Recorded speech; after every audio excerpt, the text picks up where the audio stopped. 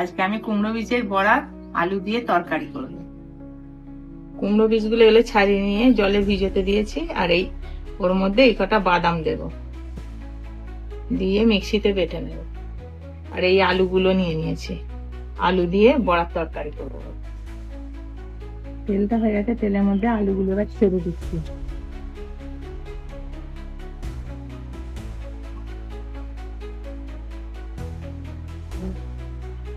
তরকারিটার মধ্যে কটা কাঁচা লঙ্কা দেব, কাঁচা লঙ্কাগুলো কেটে নেব।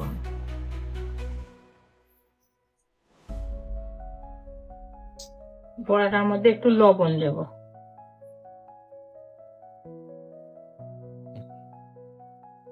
আর এই পেঁয়াজ দুটো দেবো। এবার এই পেঁয়াজটা ওই বড়াটা যে করবো বড়াটার মধ্যে কুচিয়ে দেবো, কুচি কুচি করে কেটে দেবো। তেলটা হয়ে গেছে, তেলটার মধ্যে এবার বড়াগুলো ছেড়ে দিচ্ছি।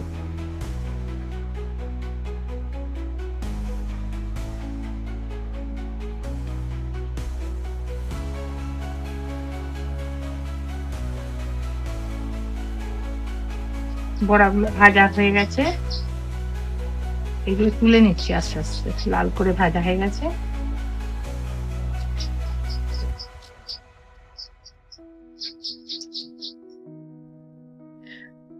সবকটা বড়া এইভাবেই ভেজে নেব। আবার কড়াই দিয়ে দিচ্ছি বাকিগুলো।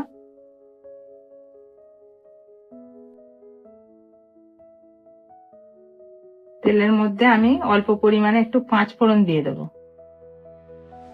তার মধ্যে একটু আদা বাটা দিয়ে দিচ্ছি, আর একটু জিরে বাটা দিয়ে দিচ্ছি।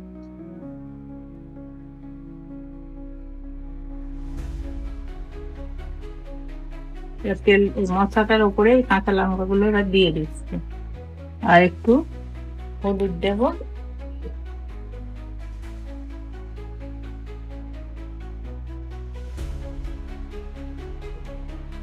একটু ঝালের জন্য গুঁড়ো লঙ্কা,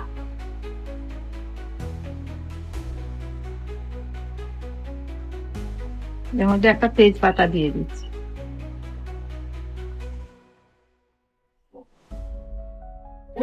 মশলাটা ভাজা হয়ে গেছে, ওর মধ্যে এবার একটু আমি ঘি দিয়ে দিচ্ছি।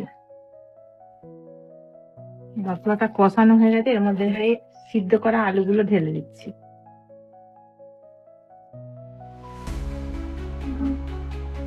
এর মধ্যে একটু কাশ্মীরি লঙ্কার গুঁড়ো লাল রং হওয়ার জন্য দিয়ে দিচ্ছি। তরকারির মধ্যে একটু গরম মশলা বেটে দিচ্ছি, এটা নামানোর আগে। এবার বড়াগুলো এক এক করে এর মধ্যে দিয়ে দিচ্ছি তরকারিটার মধ্যে। এই যে তরকারিটা হয়ে গেছে, দেখতে সুন্দর লাগছে, ভাত দিয়ে খেতেও খুব ভালো লাগবে। কুমড়ো বীজের বড়া খুব সুন্দর খেতে।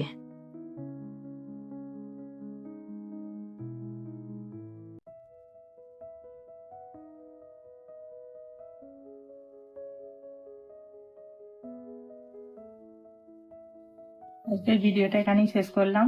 ছোট্ট রেসিপিটা কেমন লাগলো জানাবেন, চ্যানেলটি সাবস্ক্রাইব করবেন। নমস্কার বন্ধুরা, ভালো থাকবেন, সুস্থ থাকবেন।